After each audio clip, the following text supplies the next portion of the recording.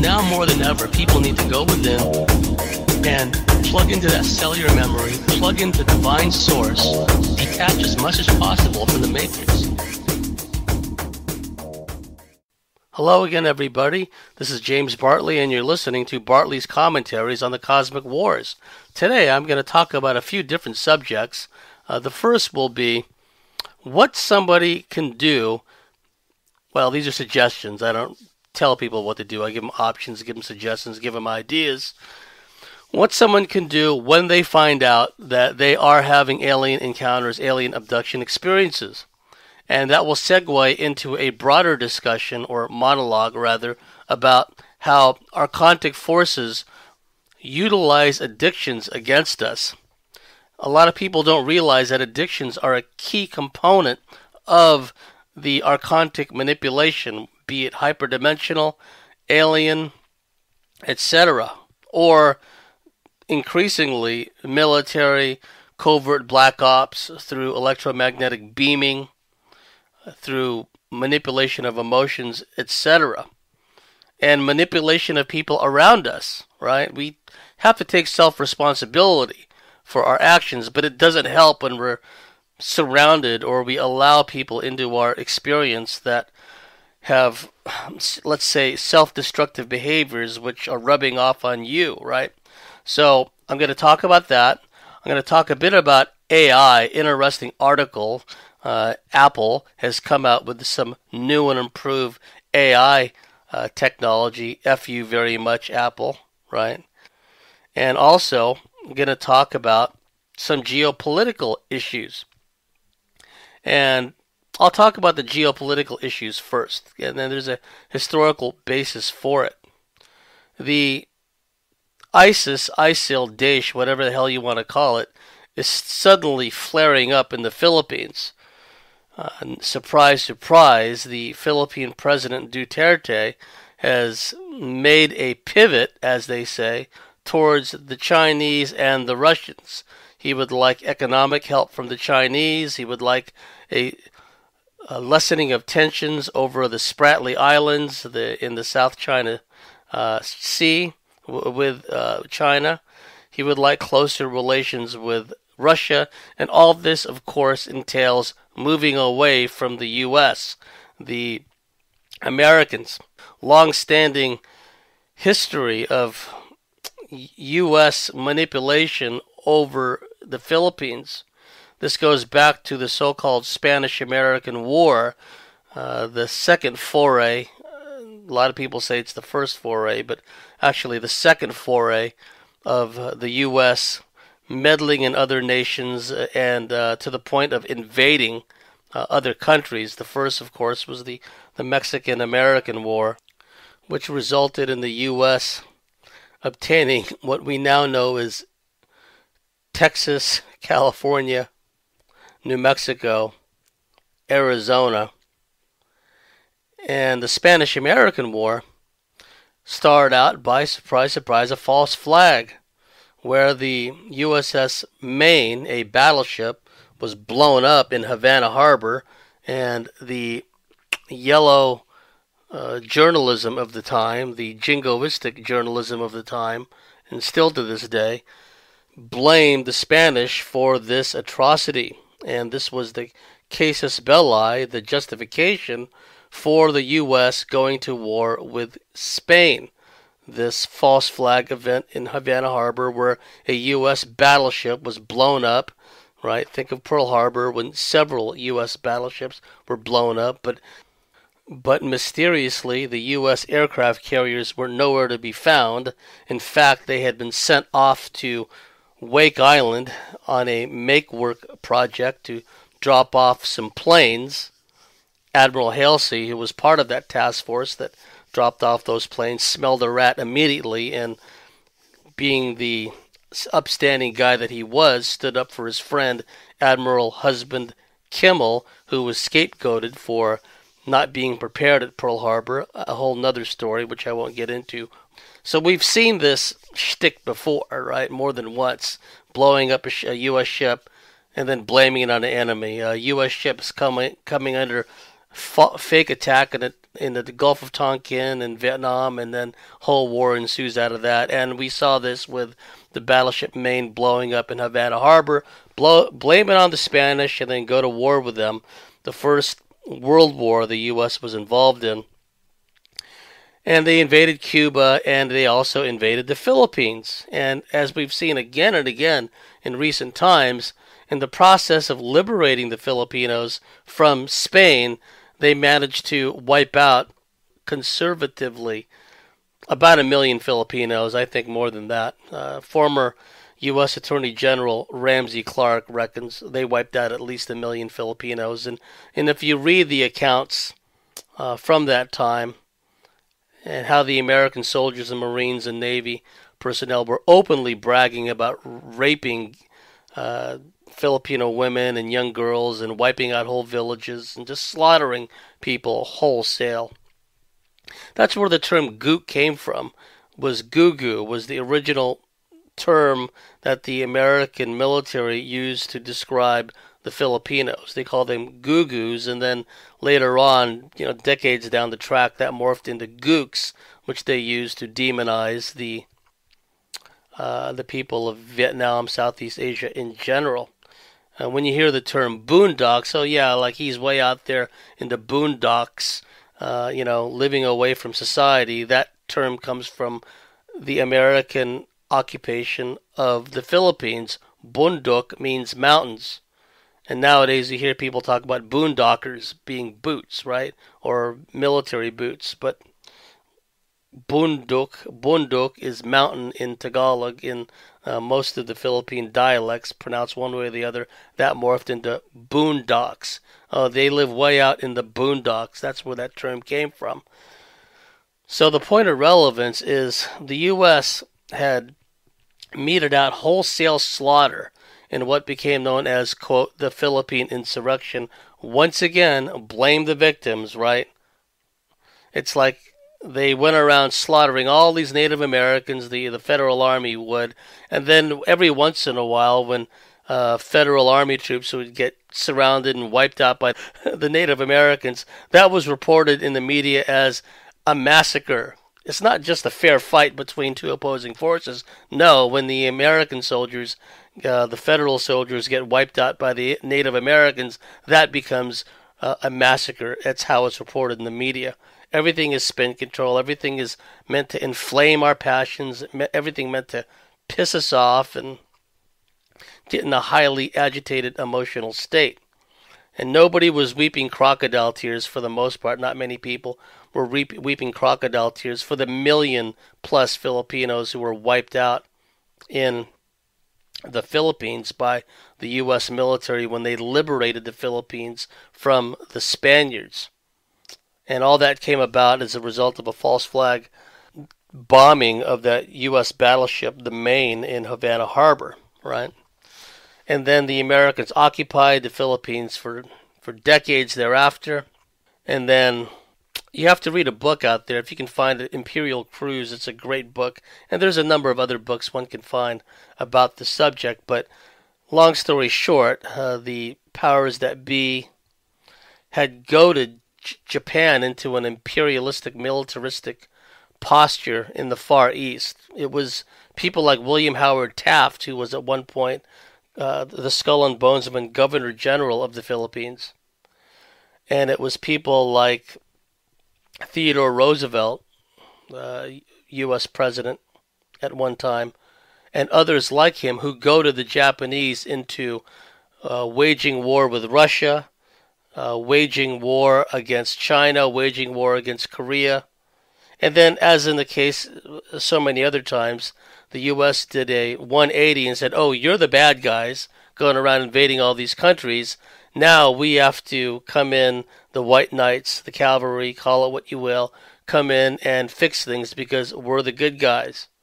And eventually this resulted in the Japanese occupying the Philippines in World War II, the Americans having to invade the Japanese, the Philippines, in order to reclaim it, etc., etc. And then after that, Ferdinand Marcos, a U.S. intelligence asset, was installed as a puppet dictator.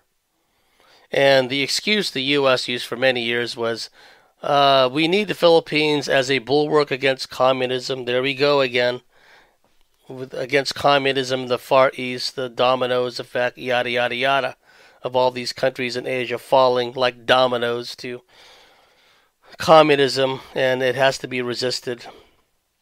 The Philippines was a bulwark, considered a major strategic asset in the Philippines, an unsinkable aircraft carrier, if you will, the same way that the U.S. in many ways, well, it's kind of a mutual thing with the U.S. and Great Britain, but Great Britain was likewise, in a way, an unsinkable aircraft carrier with all the U.S. air bases and military assets.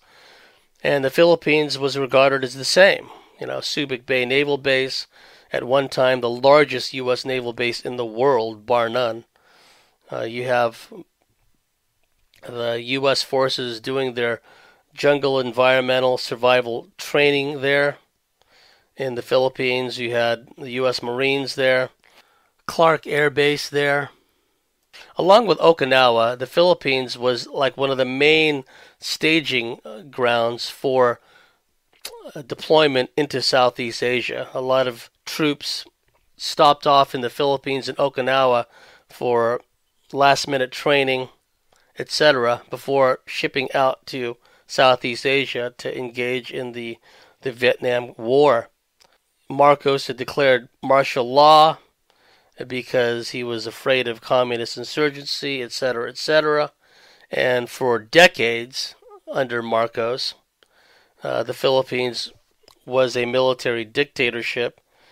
People disappearing there the same way they disappeared in Argentina and Chile and other places where U.S. and U.S. proxies were fighting an alleged communist insurgency. So fast forward to today, Duterte makes a very public shift away from the U.S. and says a number of uncomplimentary things about the U.S. in the process. I think he called Obama a son of a bitch or something like that. And in his speeches, and you ought to listen to some of his speeches, he he really takes the U.S. to task for a lot of the problems in the world.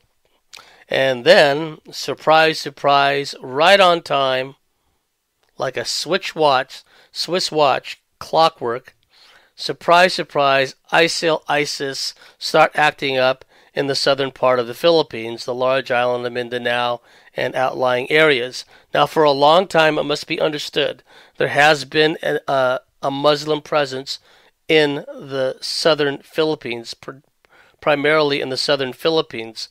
The Philippine Moros were known as, or rather the Filipinos that were Muslims were known as Moros, M-O-R-O-S, and like their religious brethren in the Mediterranean and elsewhere, the Moros were into piracy, kidnapping, raiding, etc., etc., and the U.S. and the Philippine government for a long time had fought what amounted to a counterinsurgency in the central and primarily southern Philippines against the Moros. And then over time, we have another Muslim terrorist group, so-called, called the Abu Sayyaf, and they're into kidnapping and extortion and raids and whatnot, an irritant to the Philippine government and the Philippine military. Now, when it suited them, the powers that be, the deep black state, would utilize, well, they would utilize anybody, actually. Muslim, communist, Marxist, it didn't matter. Like, to give you an example, just to digress for a second, for many years there was this communist insurgency group known as the NPA, the New People's Army, and they had supposedly an independent terrorist group, strike force, called the Sparrows, right? Because they strike so fast like a sparrow, woo-woo, right? And they were largely, the NPA, New People's Army, was largely the justification for the U.S. to have a military presence in the Philippines for so long, because as is often the case, they make foreign aid contingent upon accepting counterinsurgency advisors. It didn't matter if there were no insurgents. That's a detail. They'll just point at the campesinos in Central and South America, i.e. the peasants. Oh, those are the insurgents, right? And then they'll bring in the U.S. counterinsurgency experts, from places like Fort Bragg and Fort Benning, Georgia, Fort Bragg, North Carolina, Fort Benning, Georgia, and other places. For many years, there was the infamous School of Americas that would train future Latin American torturers, dictators, counterinsurgency specialists, etc., and turn them loose in their own countries. Well, the same thing was done in the Philippines. They created this fake counterinsurgency, the Hukbalahap counterinsurgency in the Philippines. I think I mentioned this in my interview with Dr. Hamamoto, really switched on guy. And the New People's Army was used as a justification for many years for the Philippines to be in a military dictatorship. But when it suited them, they blamed the New People's Army for assassinations, right? Nicholas Rowe, a classic example. Nicholas Rowe had spent about 5 years in either a Viet Cong or North Vietnamese prisoner of war camp. He escaped, and as a matter of fact, the modern-day SEER course, Army Special Forces Survival, Escape, Resistance, Evasion, is named after Colonel Nicholas Rowe. And actually, Colonel Nicholas Rowe played a key role in developing that program based on his own experiences as being a POW for many years until he escaped. Well, Nicholas Rowe could escape from the Vietnamese communists, but he couldn't escape from black ops because he was assassinated. He was, at the time of his assassination, he was the military advisor in the Philippines, and he was assassinated, and the assassination was blamed on the New People's Army, but that's highly questionable. Apparently, Colonel Nicholas Rowe, like so many, his full name was James Nicholas Rowe, Nick Rowe for short.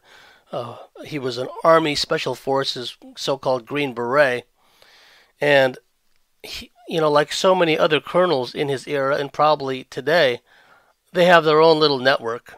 They have a network of other people of about the same rank who keep each other informed as to what's going on in their respective spheres of influence, and it's quite possible Colonel James Nicholas Rowe became aware of CIA drug trafficking.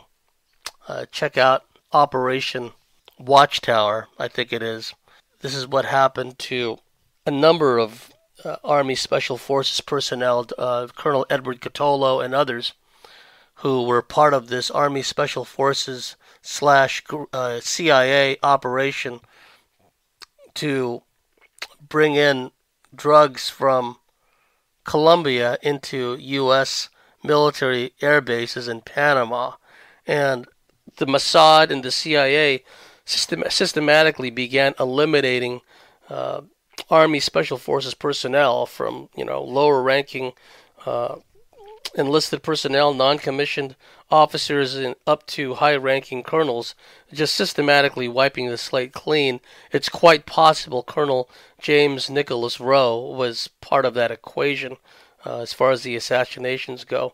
So the point of relevance is that, yes, the New People's Army were considered communist, right?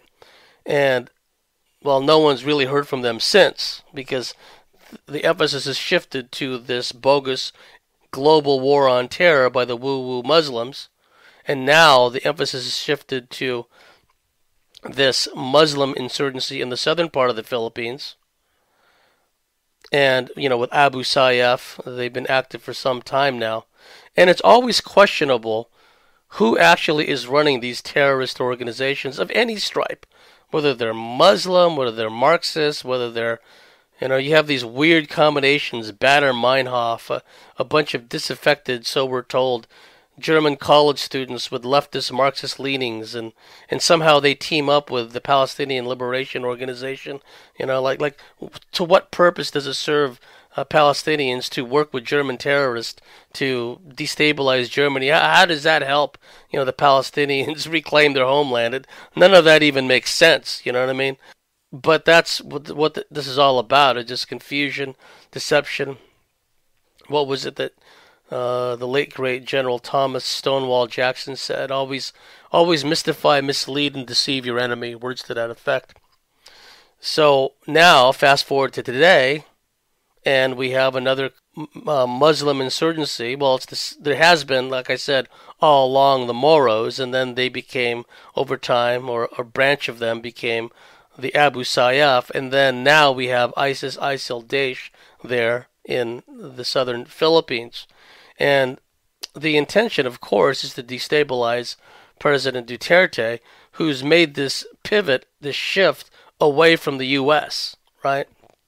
So suddenly, out of the blue, this insurgency just intensifies with ISIS, ISIL, Daesh in the southern Philippines. They already had Abu Sayyaf. They've already been dealing with Amaro, for generations. There's even a corny John Wayne movie, if you can believe that, set in the Philippines, and the Moros were the bad guys.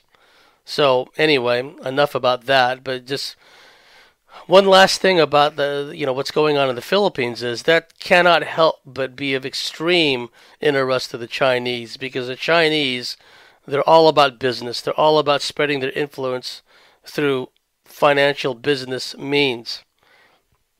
The Indonesian area of the world, north of Australia, Indonesia, Jakarta, Java, those places, some of the heaviest sea lane traffic in the world. A large chunk of the world's commerce goes through passes through Indonesia, and also the sea lanes between Indonesia and further north to the Philippines. This is incredibly important and significant from a military economic perspective. And the last thing the Chinese would want is for the Philippines to be in a state of utter turmoil, because that can't help but create problems for the Chinese, right? So let's watch how that whole process develops. Okay, now I'm going to talk about this article that I came across from what magazine, or rather what website is this? It's phys.org. Physicist, I guess, .org would be the long name for it. phys.org. Papa Hotel Yankee Sierra Oscar Romeo Golf. Phys.org. And the article is entitled, Apple's new mobile AI chip could create a new level of intelligence. Dateline May 30th, 2017 by David Glantz from The Conversation.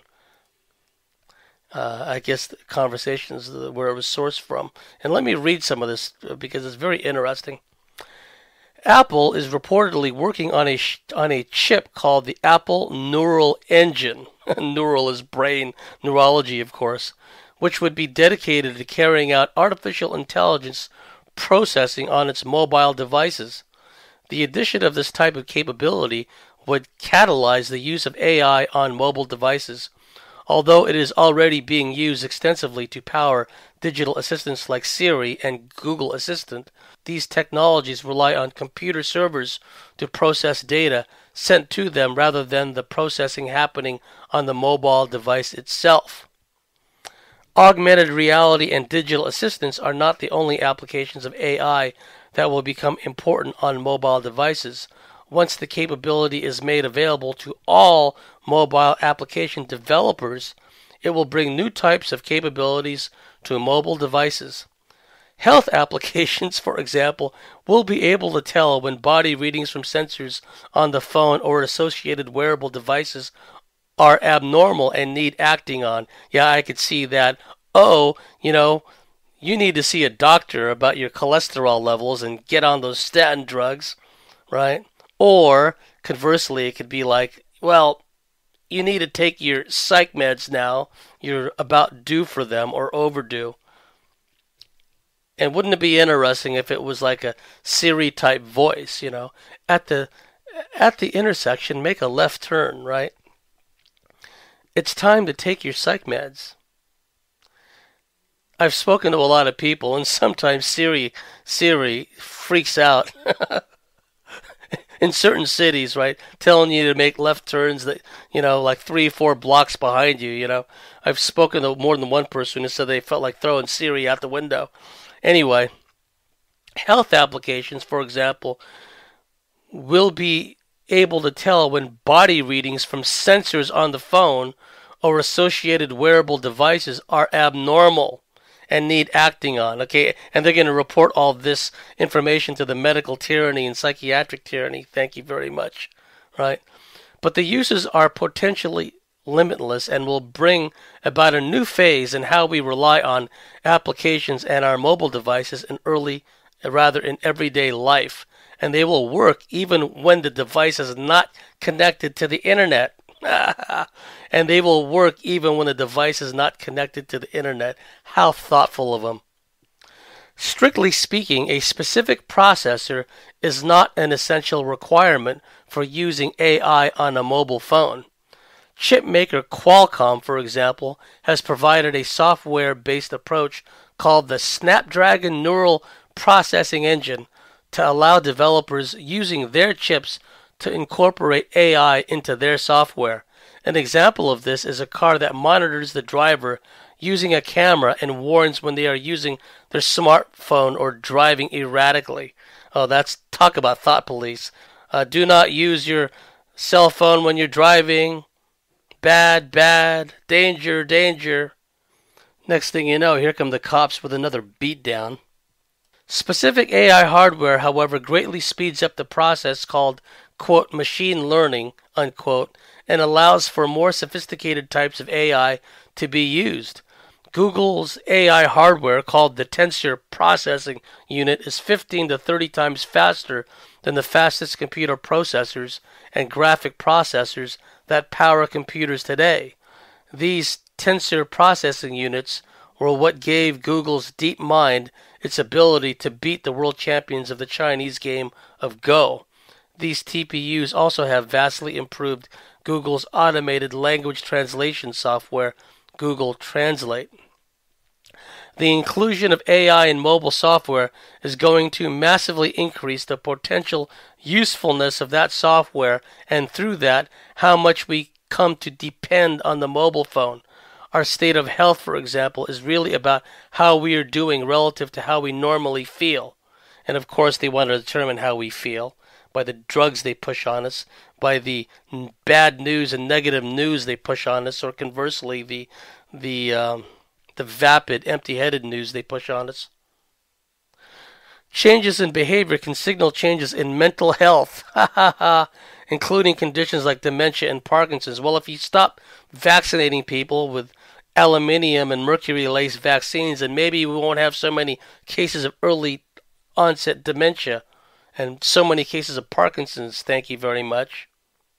They can also be precursors of illnesses such as diabetes, as well as respiratory and cardiovascular diseases. Our phones could monitor patterns of activity and even how we walk.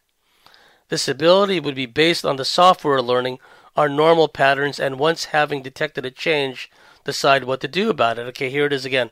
This ability would be based on the software learning our normal patterns, and once having detected a change, decide what to do about it. Like it'll determine, well, based on what you're doing in your pattern, right, and how you deviate to that pattern or what you're doing, which conflicts to the programming of the AI, and then it decides what to do about it, i.e., what suggestions to give, who to alert, etc., right? Now, you know, those club membership cards where you're always swiping to get points, you know, if you buy like a bottle of champagne or you go to the store and buy groceries, not only does that track what you buy, but it also creates algorithmic patterns and determines your consumption, what you purchase, and the psychology and potentially your health as it relates to your purchasing patterns, you see. And considering how often our personal data is shared between corporations and intelligence agencies for that matter, there may be implications to this. Say as far as like premiums for their health insurance. Because let's say in our example, the person who uses a membership card, be it for Costco or some other kind of supermarket or whatever the case may be, if the pattern clearly shows the person is a junk food junkie and that data is passed on to some health insurance company, one fine day that club member may get a letter in the mail saying, well, based on your history of purchases and consumption, Mr. GMO Nacho Cheese Doritos Breath, we're going to raise your premiums because you're an unhealthy person. Thank you very much. So it's not all just about getting points and, I got enough points now, I can buy a box of wine or something. I could buy something with all these points. Basically, it's all about data mining and pattern recognition. This ability would be based on the software learning our normal patterns and once having detected change, decide what to do about it. And also note how it says our phones could monitor patterns of activity and even how we walk. And I talked in the past about how even our gait, our ambulatory gait, how we walk, is something that security services monitor. Everybody has a unique, distinctive gait. And trained field operatives, they know that not only do they on occasion have to don disguises, put on fake mustaches and put on wigs, but every once in a while they have to change their gait. This could be done as simply as sticking a coin or something into one or both of their shoes to slightly alter the way they walk, because everything is biometrics now. And with pattern recognition and, super powerful computers, etc., they can track people in a crowd just based on how they walk, right? So here's phones saying our phones could monitor patterns of activity and even how we walk, you see. And I will include a link for this article in the subpage for this commentary. The phone would be part of a self-directed ecosystem. It's an ecosystem now of intelligent and autonomous machines, including cars. Not only is the driving of autonomous cars completely dependent on AI to function, it is likely that people will eventually share the use of these cars when needed, rather than owning one themselves. Oh, thank you, for reminding us of Agenda 21 or Agenda 31 or whatever the hell they're calling it now. Basically, they're going to phase out cars. And so now they're talking about, we're just going to share cars rather than owning one ourselves because we'll be leaving too big of a carbon footprint, said no corporation ever. AI will again be essential for managing how this sharing functions. AI will again be essential for managing how this sharing functions to manage, that's a bad sentence, to manage the most efficient distribution of cars, directing which cars need to pick up which clients. To do this, the scheduling AI service will need to liaise with AI software on everyone's phones, where and when they will be at a given location and where they need to get to. Now, this is another problem too, because when you see these spy movies or operative movies, and when Hollywood makes these movies, all the operatives are good-looking people. They're all handsome. They're all pretty girls. They're all good-looking guys. Like they just, strutted out of a GQ magazine. They don't look at all like real operatives who could sit next to you on the same terrace cafe for 3 days reading a newspaper, sitting at the same table. You wouldn't even notice them, right? No, in these American movies, they all look Gucci. They all look chic and trendy. And anyway, so this thing is going to plug into our patterning, plug into our day-to-day lives. The movies I was referring to nowadays are starting to show, some things that operatives do in real life. Like, for example, if someone's being tracked, you'll see them rip out the SIM card, rip out the battery, etc., okay? Because we now, just as landline phones, we've known for some time that even when they're hung up, they are, quote, hot on the hook and can be used as a listening device for the, basically the entire house, right? Or certainly for a room that the phone is in. But until the recent past, not many people realize that even when your mobile phone is turned off, it's constantly sending out a transponder beacon, so that when it's turned on, the NOC, Network Operations Center, will know the location, triangulate the location of the phone and the user based on the signal it's been putting out, right? Even when it's turned off. And so what a lot of the drug cartels started doing first, which was later copied by intelligence and special operations, is the drug cartels began using like these anonymous phones that you buy from like a vendor somewhere. Nowadays they want all your information, but back in the day, and it doesn't bother these drug cartels or intelligence operatives because they can always provide phony ID. So they would, by hook or crook, buy one of these, say, Nokia type phone, and they would also buy a bunch of different SIM cards, and they would make one phone call and then toss the SIM card, and then make another phone call, toss the SIM card. And when they send out these, and that idea was first developed by the drug cartels, and it was later copied by Black Ops. And so, like a lot of times, they'll send out an operative, and he or she may have a special phone that it only dials one place. It could dial like a base or a network operations center or something, and then conversely, they may have another phone, one that can't be tracked, and they'll provide them with like 30, 40, 50 SIM cards, however much they need, right? So, they'll use a SIM card for only so long, only so many phone calls, and they discard it and they go to another SIM card, right? And that's how they avoid being tracked.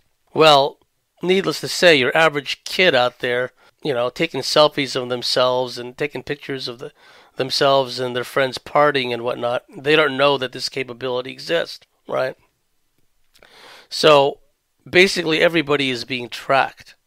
We already know that, but it's going to be tracking on steroids when they roll out this AI system, because the algorithmic patterning, they're going to know how many people you have in your family, who your friends are, who your networks of friends are. People don't realize that when they take pictures of their children, for example, the phone and or the digital camera can tag a location and a time stamp to each and every picture they take of their children, right? So, and then they go and post these things on Facebook. Oh, it's my kid's 5-year-old, 5-year-old birthday party, etc., etc. They have no idea the kind of vital intel they're putting out, in the cyberspace, right? So more and more we have to start thinking like as much as possible like intelligence operatives in hostile territory, because that's what it is, right? And there may come a time when we have to communicate through dead letter drops and things like that, and learn how to avoid being, surveilled and followed and whatnot. Now, for my labs, it's a little more difficult, even for trained surface level operatives, because so many of my labs are implanted, and the deep black military zeroes in on their bioenergetic frequency. They don't even need implants, right? But, the problem is complicated because so much of the clothing we wear, our apparel, it has RFID chips, so-called passive ones, so that whenever we pass a sensor, the sensor flags it, right? And then, all the dental work so many people have got, where really they got implants stuck into their crowns and into their molars and things like that. Never mind the subcutaneous implants stuck, beneath our skin, right? Subdermal, whatever they call it, when they stick them inside our bodies. So, for my labs and project people, it's even more difficult to stay off the radar. I really recommend reading this article because it kind of gives an idea of what they're rolling out, and if this is what they're talking about in open published sources, and what else have they come up with, right? And let me keep reading this.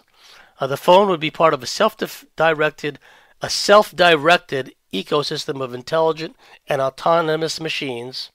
They're all interlinked, including cars, right? Now, some of you watch Bait Car, right, where they leave the motor running for a really expensive car, right, sitting in some like crime-ridden neighborhood, and eventually, just like as when nighttime descends in the vampire movies or the zombie movies, all the the critters come out, right? Same thing in some of these crime-ridden rat-bag neighborhoods. They leave this bait car with the motor running and a door open. Sure enough, just like zombies, these people come along. Some of them just let out of prison, right? They come along and just acting to their sub-programs and whatnot. They can't help but rip these things off. And they're driving along, they're being monitored, there's air cover watching them, and they're being trailed and they're being plotted, and back at the operations center, because they got the whole city street map layout on their screen, and they're tracking where this guy's going.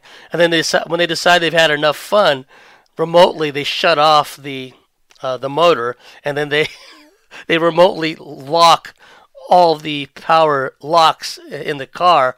The car rolls to a stop. The guy can't escape. Welcome to Popsville, USA, pal. Right? Bait Car. Watch it if you get a chance. So, these things will be synced up to cars, right? AI will again be essential for managing how this sharing functions to manage. That's a very badly written sentence. Skim. AI in a mobile device will also increasingly be used to keep the device protected, checking if applications and communications are secure or likely to be a threat. This technology is already implemented in smart home appliances. This technology is already being implemented in smart home appliances, like digital TVs, for example. Just wave to the camera, or moon them, whatever you see fit, right? But as software, the addition of special AI chips will allow them to be much faster and to do more. Researchers are also looking at analyzing the way we move as a means of uniquely identifying the wearer of a device. I just got into that. I haven't read this article until now, right? I just kind of skimmed through it when I came across it. AI will essentially be able to fill in and apply the understanding and knowledge that not everyone possesses. Even if they do, remembering to do something, even when it is in your own best interest, is sometimes hard. Oh, they just want to help us so much. We're so forgetful. We need to be reminded when to take certain pills. And the article ends with, there is a counter-argument to the benefits of increasing the intelligence of mobile devices. However, this is the fear that as we come to rely on devices to do things, we will lose the ability to maintain that skill, and that this will eventually impact on a person's overall cognitive ability. Boy, howdy. I guess that's the whole idea. You have been assimilated into the Borg. Resistance is futile. Where's Data when you need him? Anywho, that's the part of this commentary about AI. And one last little bit. What I find personally alarming is and I've got just basically by now a passé, old-fashioned iPhone 5S, and it seems to anticipate what I'm going to write. It's like when I use a stylus to tap out my text messages. I'm just always in awe with people just sit there, especially women. You gals have this amazing dexterity with your fingers. You sit there, just tap, tap, tap, and you never seem to make a single error, right? Well, I have to use a stylus. You can get them for $1 at a newsagent somewhere. And I just sit there and I tap out my messages. And not only does the phones nowadays, they track and make note of and log the words you use, the word preference, the syntax, the grammar you use, but they begin to anticipate what you're going to write. They begin to suggest words which, based on previous patterns, and sometimes what seems really freaky is I would think about using a certain word, which I haven't used too many times, sending out a text message, and voila, there it is. I just, Bartley, use this one, said Siri, right? So it's starting to anticipate already, just the old-fashioned iPhone 5S's anticipate how we're going to write, the context, what your words we're going to use. And now, with the 5G rollout and this AI that Apple is going to be putting out, and again, if Apple is talking about it in an open published forum, then you can bet your bottom dollar that they have something much better and more powerful than that. All right, in the time I've got left, I'm going to talk about what happens when a person comes to grips with the fact that they are having alien ET encounters, particularly of the negative variety.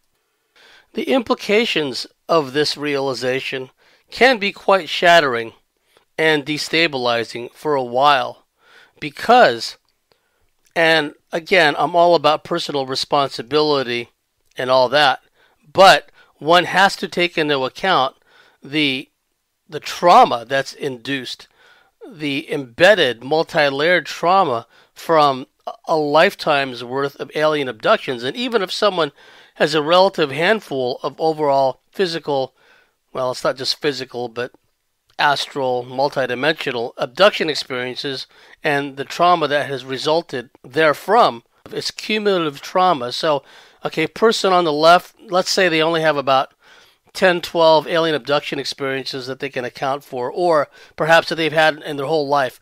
And the person over here, they've got like 5 or 6. Let's just throwing round numbers in the air. They're 25 years old, 5 or 6 abduction experiences. But it's not just the frequency or the amount of the abduction experiences. It's the trauma that each abduction experience instills within that person at a very deep level. And then when one has time to figure out, my goodness, these things are really happening to me, then when one really begins to think about it, they look back in their life. They look back on perhaps poor decision making, low self-worth, low self-esteem, which led to poor decision making, which led to bad association with unsavory characters or people with self-destructive, self-abusive behaviors and addictions and habits and whatnot. And then they look back at their life and they think that, man, it seems that I've been kept isolated. Like, why am I not married yet? Why have I never had a long, fulfilling relationship? Well, why do I seem to get connected with negative, toxic, dysfunctional, narcissistic people? It really does factor in the alien abduction encounter experience because they don't want us, the negative ETs, they don't want us to have like a whole life of hunky-dory champagne cruise level contentment, satisfaction, euphoria even, right? They want us at the lower end of the emotional bandwidth spectrum of hopelessness, despair, loneliness, isolation, lack of self-worth, etc. And if one is perceptive enough and they're honest enough with themselves, again, I'm not passing the buck saying the ETs are responsible for all of this, but it is a factor which must be included in the equation, that they can literally mess with people's interpersonal relationships. They can literally manipulate people and things to ensure they stay lonely, isolated, in a state of self-loathing and despair. And they can also manipulate people as far as addictions are concerned. And I'll talk about just a couple of them because of their 3 of them in the time I've got left because of their prevalence. And everything in moderation, folks, even natural organic things like marijuana. But in the old days, when marijuana was, let's say, more seedy, right? More seeded, there was a ritualistic aspect even to smoking it, whether it was through a paper or through a pipe or a water pipe, whatever the case may be. The seeds had to be separated, etc., etc. If someone is trying to get off pot and they're having abduction experiences, and say the person can only score like low grade, what they used to call like burnout weed or headache weed, especially if it's really seeded, like low grade Mexican weed or something. The aliens actually like people to be on that kind of weed because the people just burn out. It's like they don't even really get high after a while. Actually, even with the most high grade pot that people can score, if they keep smoking it all the time, there's no longer a difference between being straight and being buzzed out, where they're just always either buzzed or burnt out. And after a while, they only can, the more they smoke, they can just avoid being burnt out, right? But they don't really get much higher. Everything in moderation, again. The aliens like that. The negative aliens like that because, the person gets neutralized. They just sit there like, phasing out. And especially if it's the low-grade burnout variety type weed, right? And in the old days where there was a lot of seeds, that created a ritualistic aspect where the person had to separate the seeds, yada, yada, yada. And if the person tries to get off pot, what the aliens will literally do, they'll put them in a stage-managed dream where they will have to reenact the whole ritual of, in our example, separating the seeds from the pot, right? And every minute detail is reproduced in painstaking fashion where the person, seemingly in real time, is sitting there cleaning the weed, separating the weed, the seeds from the weed, either rolling it or whatever the case may be, rolling it and creating like a little pile of joints, let's say. And then later on, when the weed became seedless, i.e. sensimilla, and then the botanists started creating these large buds of pot, and that necessitated either adroitly picking apart the buds with their fingers or using scissors, whatever the case may be, right? And, the really skilled people could use their fingernails so they don't get all the resin all over their fingertips. But let's say in our example, in the bud age, the era of the buds, they have to use scissors, right? To, cut up the pot. And what happens is, if the person tries to get off, if they try to quit smoking, right? What the ETs will do is they will make people have dreams, what we called in the old days stage-managed dreams, where they're sitting there, unlike the days of yore when the ETs would make people have dreams of separating the seeds from the pot. Nowadays, they make them have a stage-managed dream where they're sitting there at a table with a pair of scissors and they're cutting up bud, right? Everything reduced down to the most minute detail. And when they make them smoke it in the dream, and remember, in our example, it's someone who wants to quit, or at least quit for a while, right? Because they realize they're starting to get burnt out. I think maybe this is where the term chronic came from. Chronic showed up around the 90s. I'd never heard it before, right? Oh, yeah, he's got some chronic. And then later on when I thought about it, I thought, well, chronic kind of makes sense because they're chronic smokers, and no matter how good the pot is, they're chronically burnt out, right?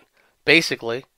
And so the ETs will make them reproduce everything down to the most minute detail of sitting there using scissors to cut the bud up, either putting it in a bong or putting it into a one-hit pipe or into a pipe with a regular-sized bowl, or rolling it up into a joint. And then in the dream, the stage-managed dream, when people fire it up and smoke it, right?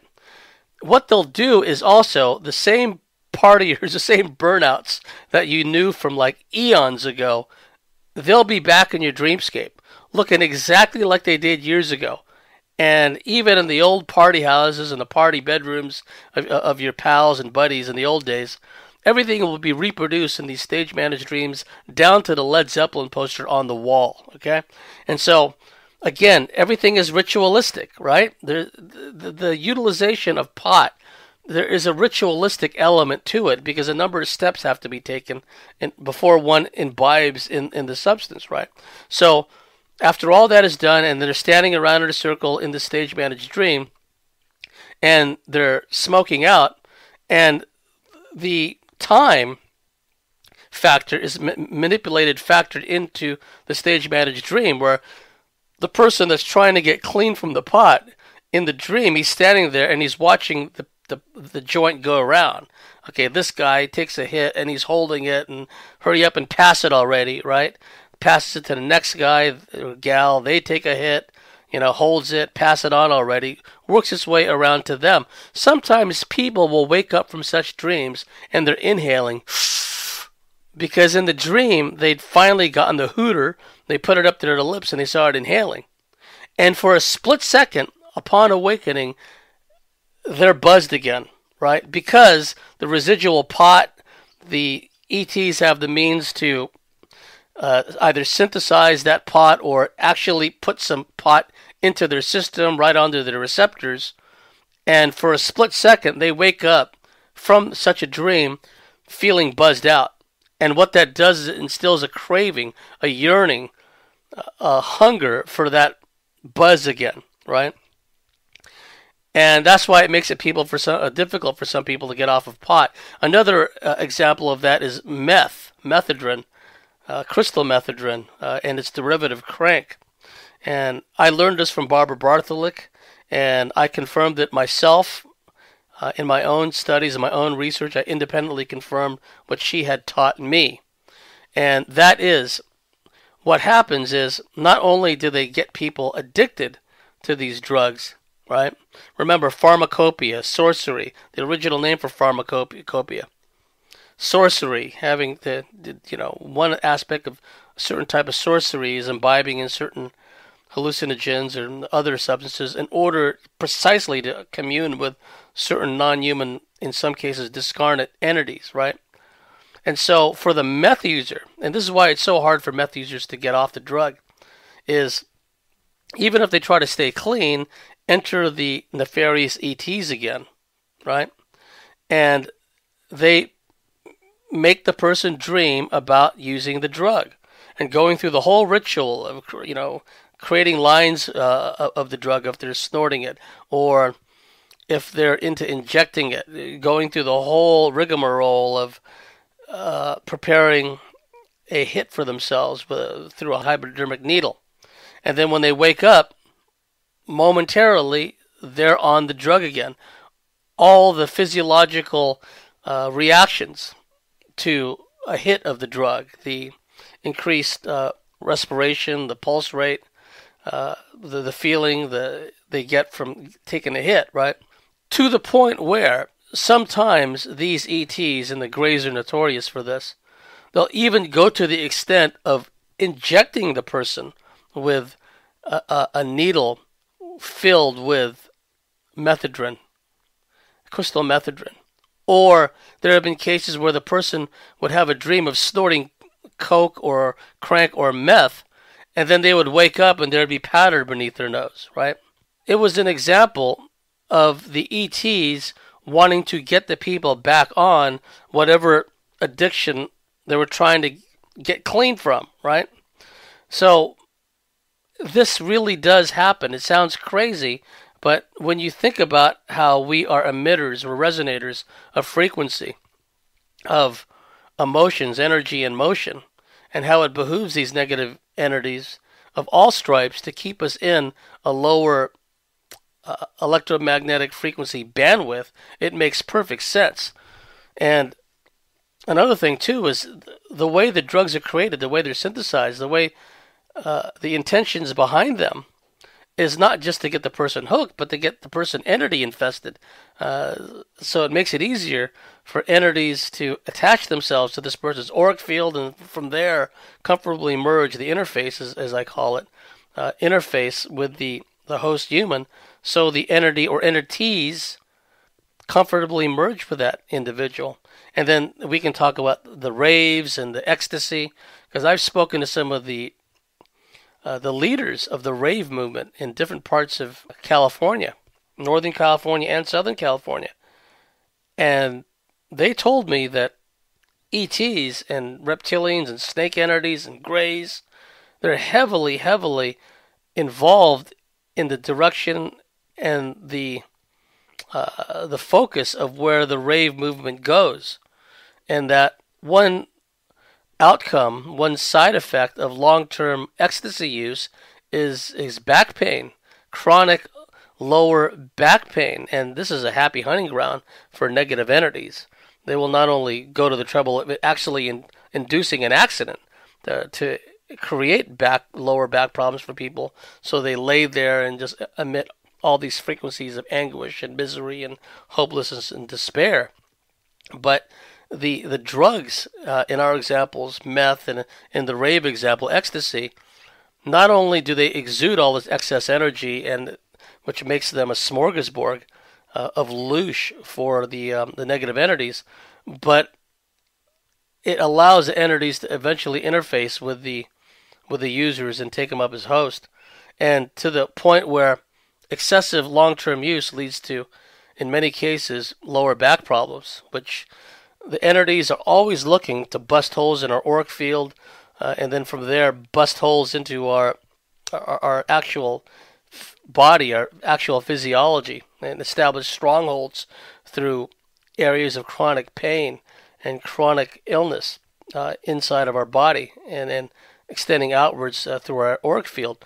So addictions are manipulated, they're modulated, they're reinforced when a person wants to get off a particular drug and alcohol, the same way, where people will have dreams of passing around bottles of Jack Daniels or Jim Beam and chug-a-lugging it, chug, chug, chug, chug, chug, and they, the taste, the aroma, everything, and momentarily they wake up and they're drunk, right?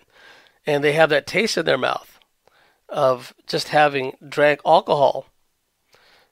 And the whole intention behind all this is to get the people back on to that particular addiction or addictions.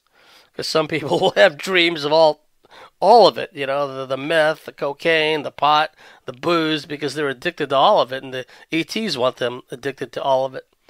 Okay, and then the whole sex addiction thing, which is a whole nother topic. Probably I should take the time at some point to do a commentary on that, but suffice it to say for now, the porn addictions is destroying the youth of the world.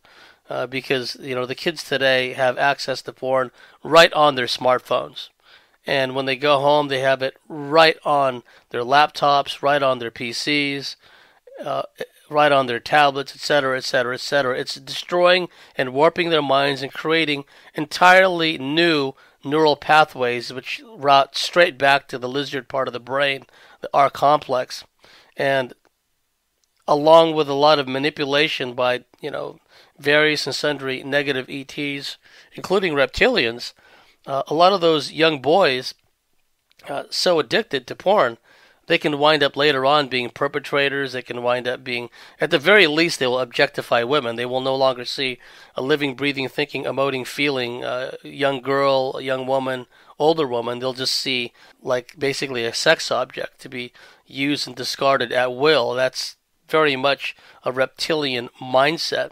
We've reached the end of this week's segment of Bartley's Commentaries on the Cosmic Wars, and I want to thank all of our listeners out there for your support, for your encouragement, for the wonderful comments that you're making on the YouTube channel. And we really couldn't do this without you. The listenership is what drives us, what makes us want to keep going. So anyhow, wherever you may be, whatever you may be doing, dear listeners, have a very pleasant time. And we'll see you next week.